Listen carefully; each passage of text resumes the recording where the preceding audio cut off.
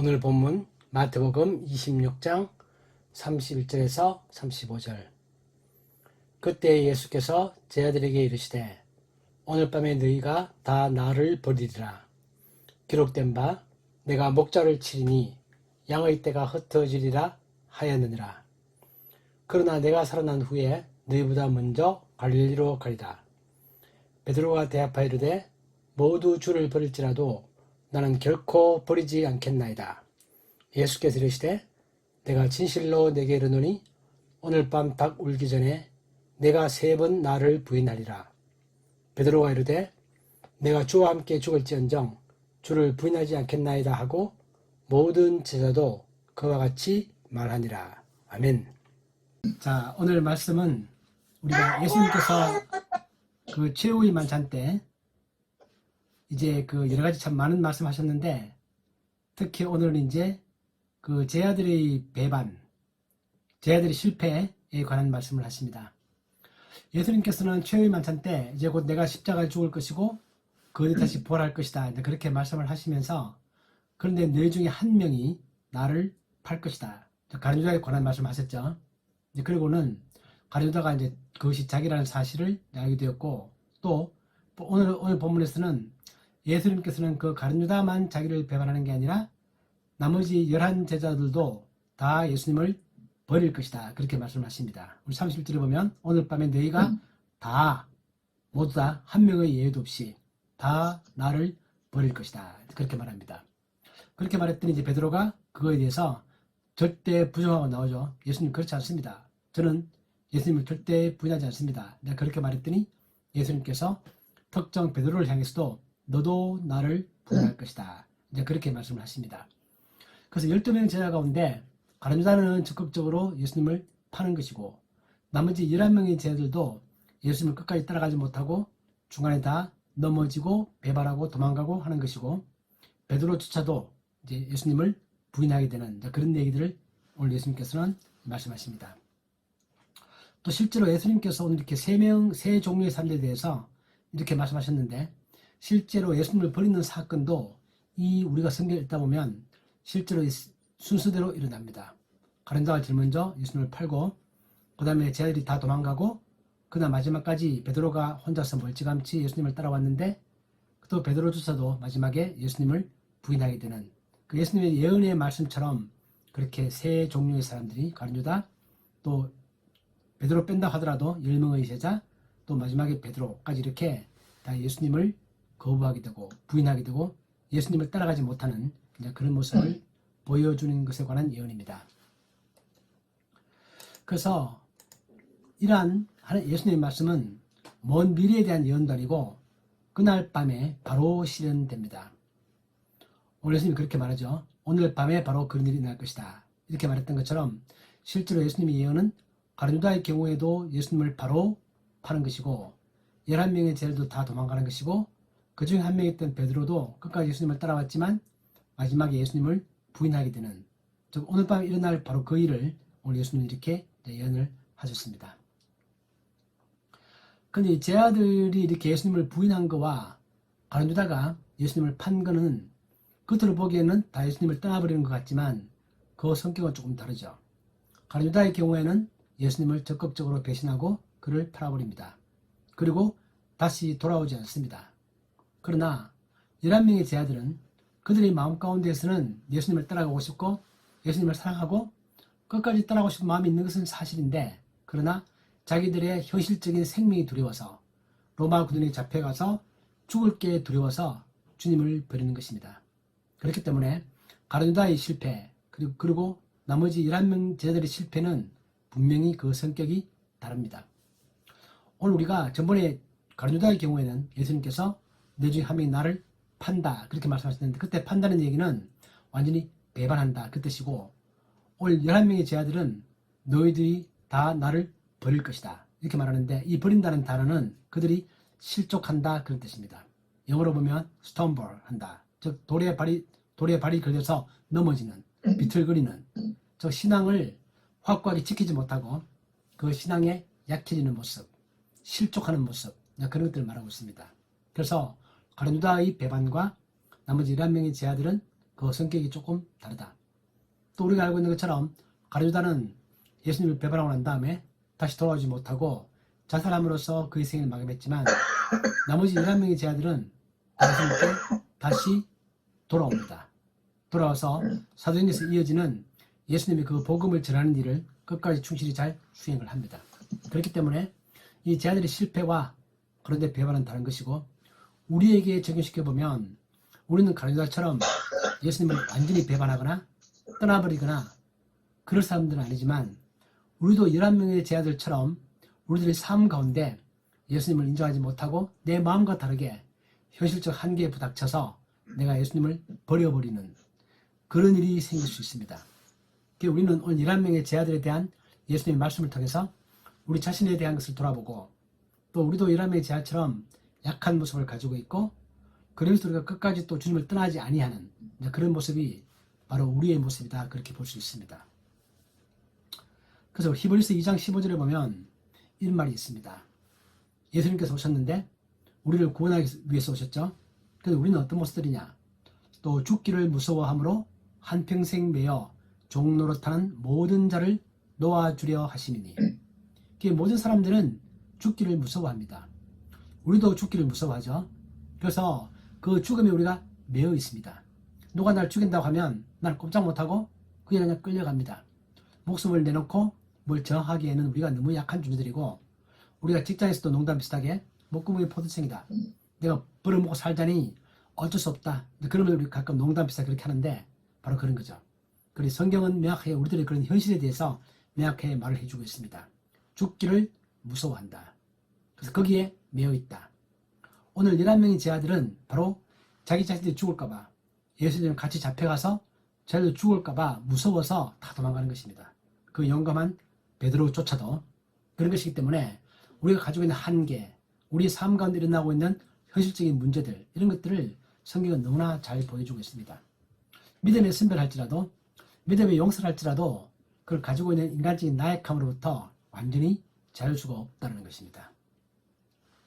그런데 이러한 일들은 하나님께서 미리 알고 계셨고 오늘 밤에 자기의 메시아가 사로잡혀서 십자가에 죽는 그 밤에 그가 따르던 그 모든 양들이 제자들이 다 목자를 떠나버릴 것이다 라는 사실은 하나님 원래 알고 있었고 또 하나님의 말씀 가운데서도 예언되어져 있는 것입니다.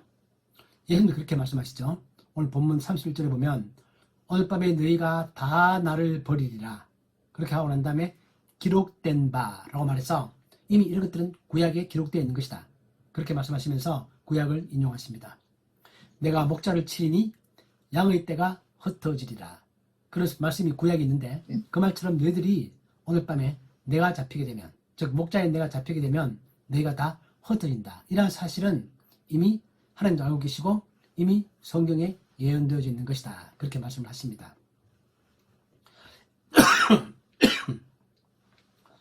이 말씀은 스가랴서에 나오는 말씀이죠. 스가랴 13장 7절 거기 보면 스가랴가 이렇게 예언을 합니다. 만군의 여호와가 말하노라 칼아 끼어서 내 목자 내 짝된 자를 치라. 목자를 치면 양이 흩어지려니와 이렇게 말합니다. 즉 목자가 있고 양이 있으면 당연히 그 리더를 목자를 치게 되면 양들은 자연스럽게 다 흩어지는 것은 우리가 많이 보는 현상들이고 그 이스라엘도 예외는 아니고 예수님을 따르는 제자들도 예외가 아니다 라고 그렇게 말하고 있는 것입니다. 그럼 오늘 예수님께서는 그 스가랴의 예언을 가지고 와서 오늘 밤에 일어날 일은 이미 하나님께서 그렇게 스가랴를 통하여 예언하신 그런 말씀이다 라고 그렇게 말씀하십니다. 그런데 이 스가랴서의 내용들을 보면 오늘 제자들이 흩어지는 이것은 스가랴서와 연결시켜보면 이스라엘 백성들이 흩어지는 것과 같습니다. 우리가 알고 있는 것처럼 이스라엘 백성들은 나중에 전세가 다 흩어지죠. 그것처럼 그거의 상징적인 의미로서 예수님의 제자들이 오늘 밤 다 흩어지는 것입니다. 근데 그 흩어지는 것이 완전히 흩어지느냐 라고 하면 스가랴서 자체에서도 우리가 보고 있는 스가랴 13장에서도 그렇게 예언하고 있지 않습니다. 다 흩어지지만 그 중에서 3분의 1은 다시 돌아온다. 돌아와서 하나님의 백성이 된다 그렇게 말합니다. 그 스가랴 우리가 13장 방금 봤던 게 예수님이 인정한 부분이 7절인데 그 이어서 나오는 8절 9절에 보면 아주 의미심장한 우리에게 많은 위로를 주는 그런 말씀이 있습니다.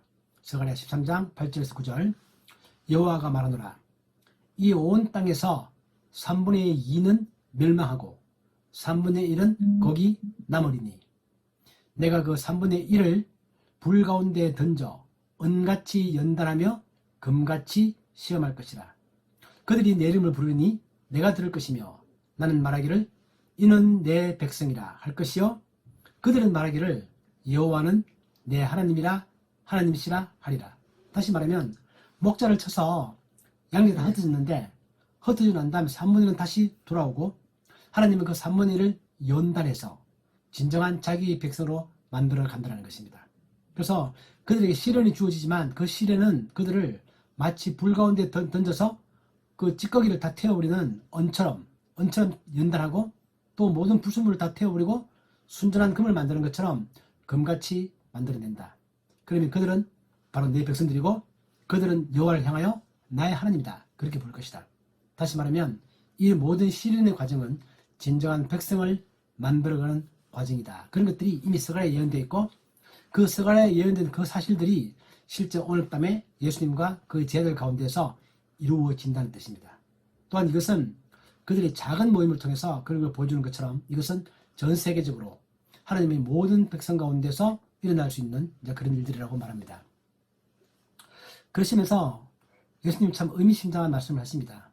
오늘 밤 너희들이 다 나를 버릴 것이다.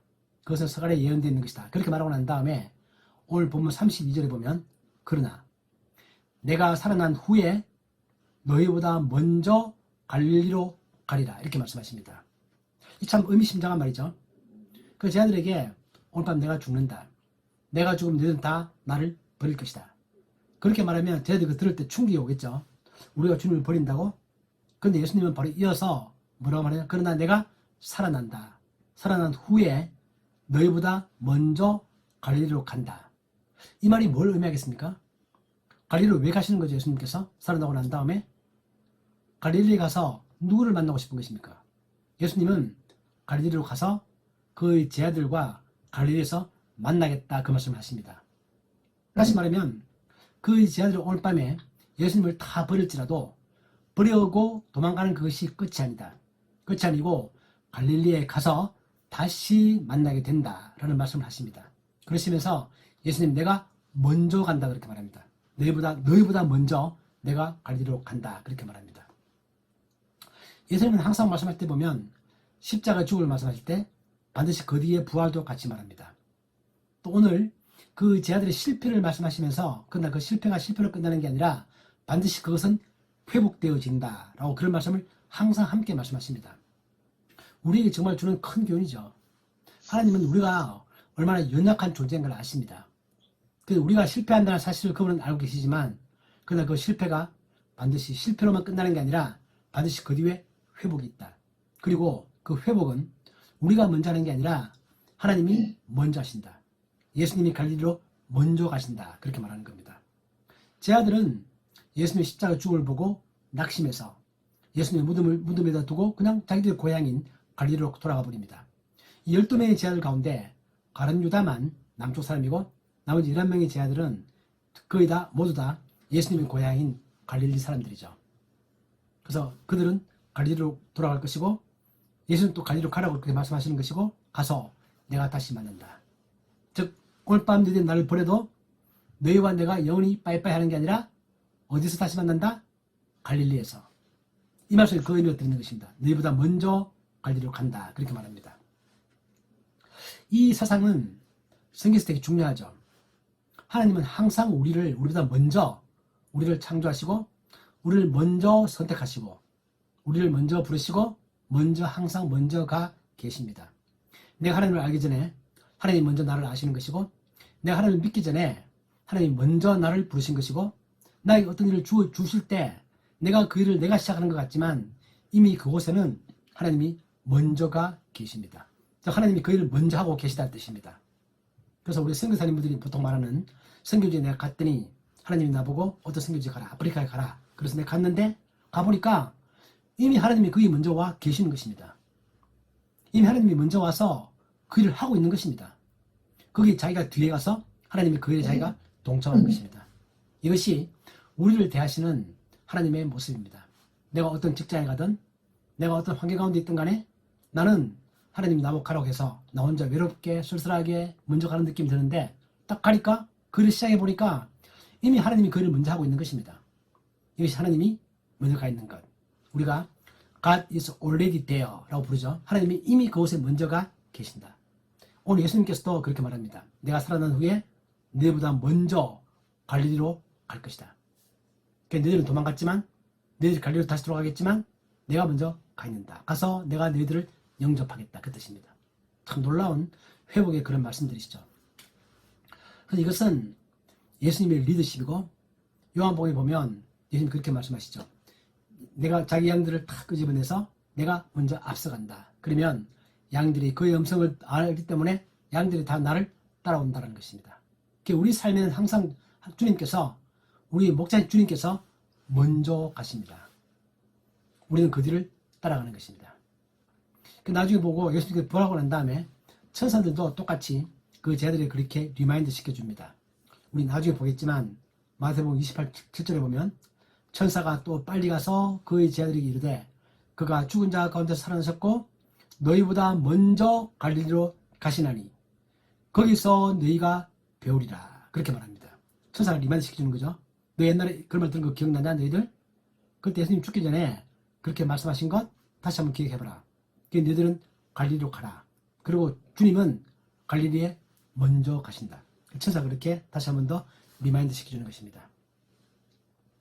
이 갈릴리라는 지역은 예수님의 고향이고 자란 곳이고 거기서 예수님은 처음 사역을 시작하셨습니다.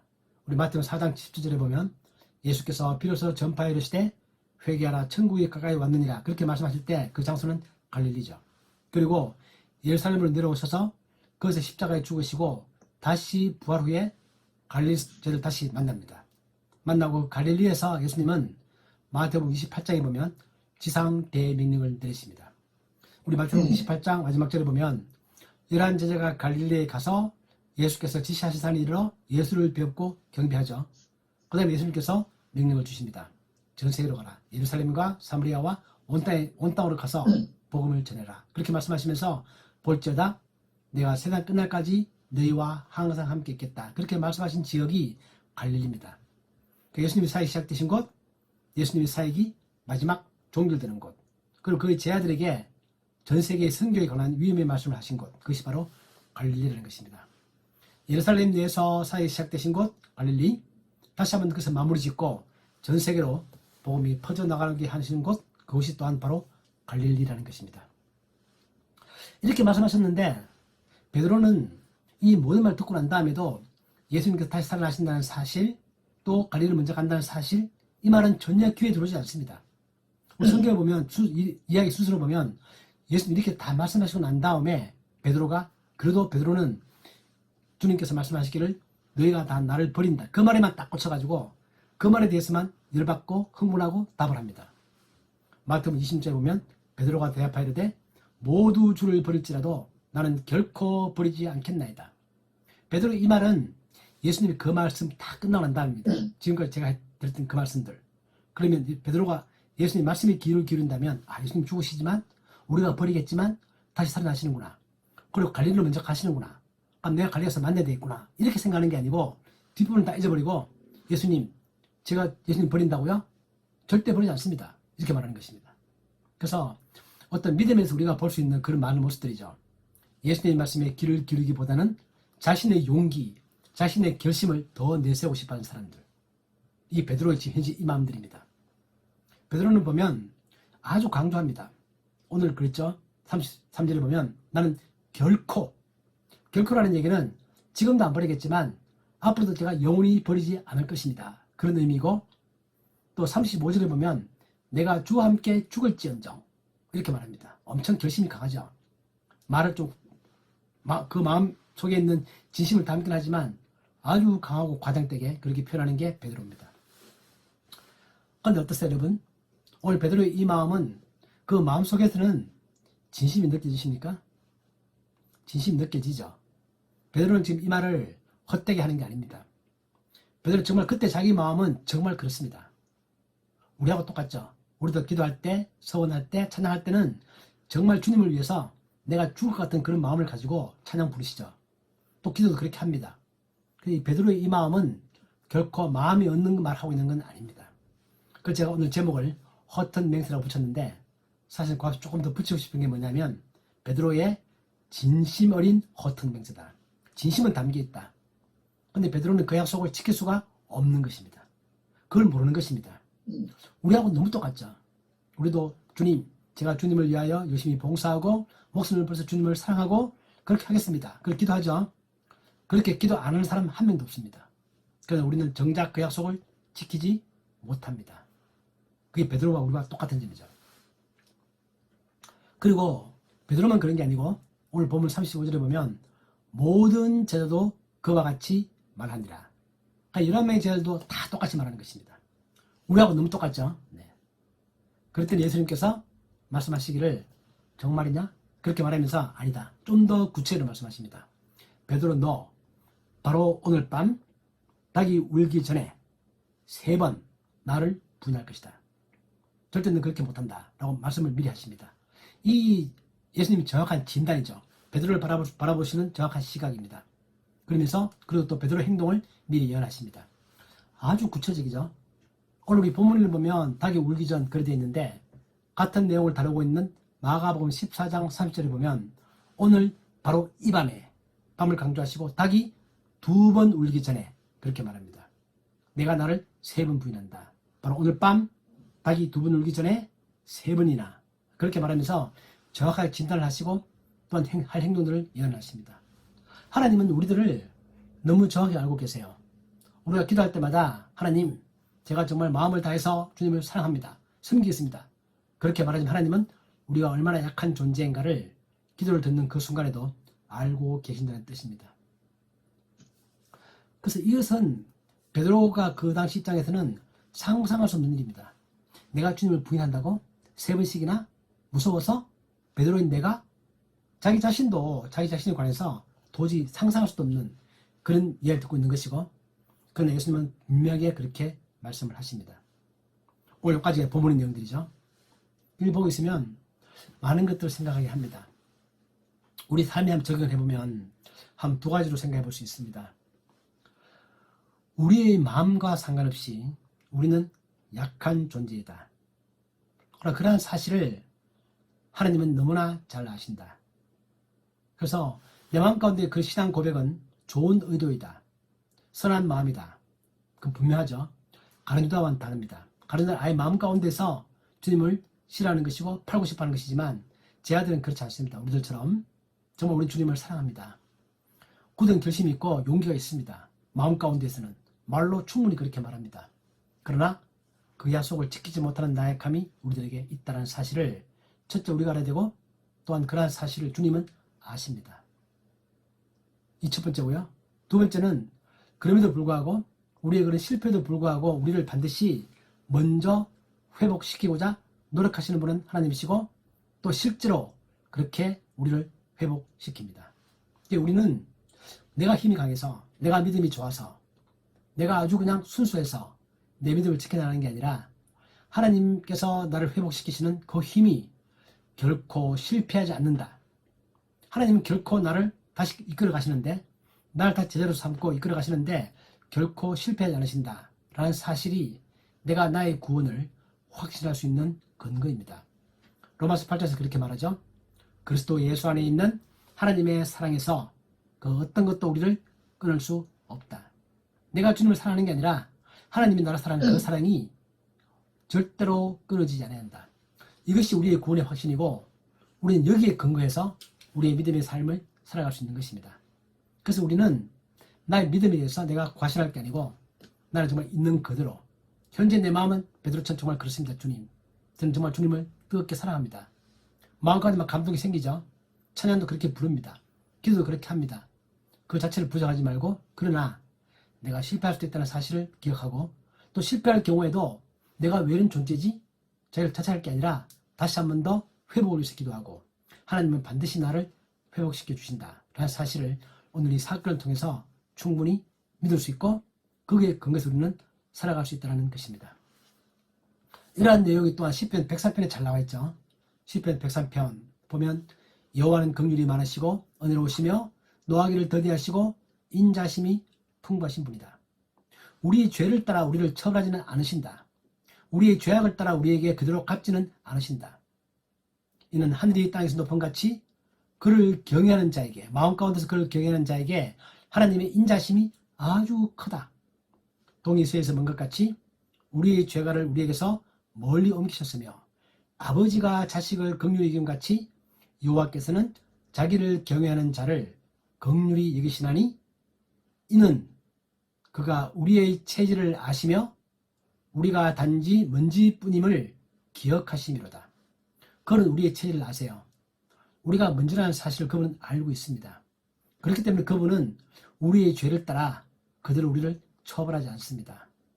우리 마음 가운데 있는 주님을 사랑하는 그 마음을 보시고 그 마음과 다르게 행동하는 우리를 볼 때마다 그분은 우리를 용서하시고 다시 회복시켜 주시고 자기 백성을 이끌어 주시고 그런 분이 바로 우리의 하나님이시다. 내 신앙의 근거는 나 자신에게 있는 게 아니라 하나님에게 있다. 내 구원이 확실한 것은 나의 능력과 나의 의지에 있는 것이 아니라 하나님께서 나를 반드시 회복시키고 자기 백성으로 선택하신 것처럼 나를 자기 백성을 끝까지 만들어 가실 그 하나님의 능력에 나의 신앙의 근거가 있다는 것입니다. 우린 거기에 맞추어서 마음을 다해서 그분의 뒤를 열심히 따라가는, 그분의 길을 열심히 쫓아가는, 또 넘어지고 또 일어나고 또 넘어지고 또 일어나고 그런 삶을 계속 되풀이해 나가는 것이 바로 우리의 삶이다 라는 것이 오늘 본문을 통해서 우리들에게 그렇게 보여주고 있습니다. 결론 오늘 12명의 제자들 가룟유다의 배반, 나머지 11명의 제자들 실패, 특히 그 가운데서도 항상 가장 용감한 베드로의 실패를 보면서 우리 자신을 거기에 맞춰서 우리를 회복시키는 하나님의 사랑에 감사하는 그런 날이 되었으면 좋겠습니다. 이러한 삶이 우리들의 평생 가운데 계속 이어지는 우리가 되기를 간절히 기도하고 바랍니다. 아멘. 아멘. 하나님 아버지, 우리의 연약함을 아시는 하나님께서 또한 우리들의 마음 가운데 우리가 얼마나 주님을 사랑하고 주님의 뒤를 따르기를 원하는가도 아십니다. 그러나 우리의 마음과 다르게 우리의 현실이, 우리의 육체가 그렇게 하지 못함을 또한 주님은 알고 계십니다. 그럼에도 불구하고 우리를 회복시켜 주시고 우리를 끝까지 인도해 주시는 하나님의 그 사랑을 감사하며 그 사랑에 감격합니다. 이러한 사랑의 감격이 평생 우리의 삶을 떠나지 않도록 인도하시고 은혜를 베풀어 주옵소서. 예수님의 이름으로 기도하옵나이다.